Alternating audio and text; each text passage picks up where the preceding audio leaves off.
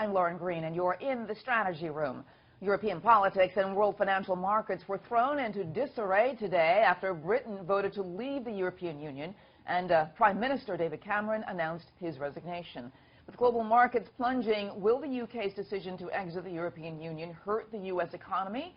And joining me now with reaction are Iona College professor Jeanne Zaino and Republican strategist Brian Morgenstern. Welcome to you both. Thank you. Okay, so Brian, how is this going to affect the U.S. economy and the economic sort of recovery?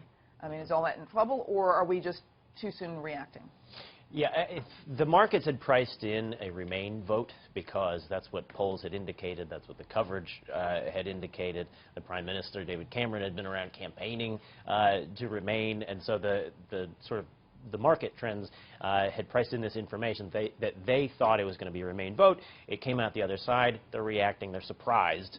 And so there will be a correction. As to the long-term trends, it's anybody's guess, really, as to whether this, is going to affect us in the long term. Probably not going to lead to any kind of collapse, but in both the UK and in the US, growth has not been fast. We're talking 1 or 2% for a number of years, and so to the extent that we become a little more closely tied to that, maybe not good for faster growth, but again, it's anybody's guess because nobody was really predicting this. Yeah, it's interesting because of all the economic numbers out there this morning, right after the vote. The U.S., the Dow was down about, what, 2 to 3 points. It was kind of fluctuating 2 to 3%, but here you go over to the London markets and the British pound plunged like 10%. So obviously, it's not affecting us as badly right now. But Jeanne, Hillary Clinton tweeted, she says, our first task has to be to make sure that the economic uncertainty created by these events does not hurt working families. I mean, how does Brexit affect working families? Well, I think the markets don't like uncertainty. That's what markets don't want. And so we're seeing the effects of this, shock wave that hit the world yesterday or last night when they voted to do something that, as Brian mentioned, most people were predicting they wouldn't vote to do. Right. And so I think short-term, that uncertainty is going to have an impact on the markets, a much smaller impact in the U.S. than it's going to in England, obviously, but still an impact.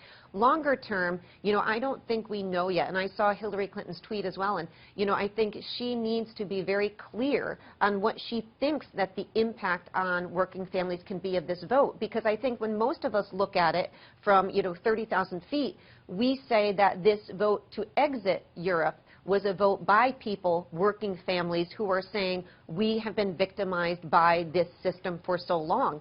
So I think she needs to explain why her worldview is going to protect working people in a way that, say, Donald Trump's or Bernie Sanders won't. And I don't think we've seen that yet. And the more Trump aligns himself with the Leave folks, as he's done today, the harder it's going to be for her to make that case. So I think we're going to see her start to try to make that case in the next few days.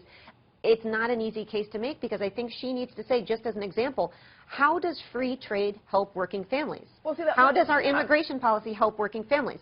She has to explain that, and I don't think she's done that yet. Well, see, that's the onus is on the politicians right now. I mean, Donald Trump has been very good at sort of, the marketing aspect of that whole idea. But in terms of that, do both Hillary and Donald Trump have to say how those things hurt the working, or help them, and now explain how it hurts them? Because for a working stiff, it may not make any difference. Yeah, well, and there's, to Jeanne's point, that Hillary Clinton needs to, or has a challenge to explain how these policies that she supported for decades have actually helped working families when they're in a sort of a depressed economic state. Their wages are down. They don't feel that any growth that's happened over the last few decades has really helped them. So she's got an uphill battle to combat the actual facts that people are living on a day-to-day basis versus her policy choices. But there's also an emotional dissonance here. She came out, another part of that tweet was saying, in the face of this uncertainty, we need calm and steady leadership. Do you think the people voting to get the heck out of the EU or the people showing up at Trump rallies want to be told leadership is what they had before. Yeah. Do you think they want to be told to calm down? Are you nuts? I mean, this is the most out-of-touch, sort of tone-deaf tweet she could have possibly thrown out there. And it just shows how much of a challenge she's going to have emotionally connecting with voters, and she's only got a few more months to try and do it. Okay, so how does this going to affect Hillary Clinton's campaign if she's tied to Obama's record? Now, they both wanted them to stay, but they obviously, like Brian's saying, they're out of touch. You know, my mother's 93 years old. She remembers the crash of '29. I said, was life different for you? She says, no, we were poor before, we were poor after.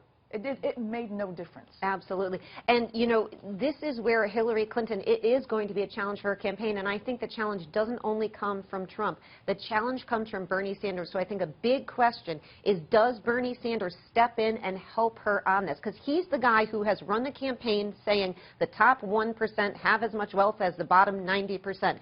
That's why people are voting the way they did in England today, because of this inequality. He's got to step in and he's got to take his troops and say, look, she has the right answer to get us out of this quandary.